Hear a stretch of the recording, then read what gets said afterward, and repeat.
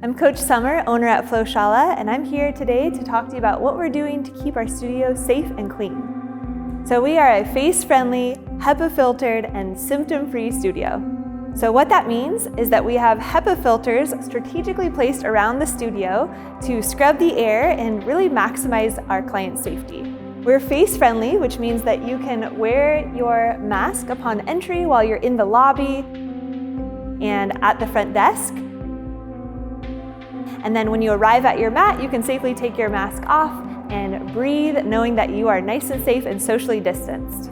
And symptom-free just means that if you're experiencing any cold or flu-like symptoms, please stay at home and come back when you're healthy.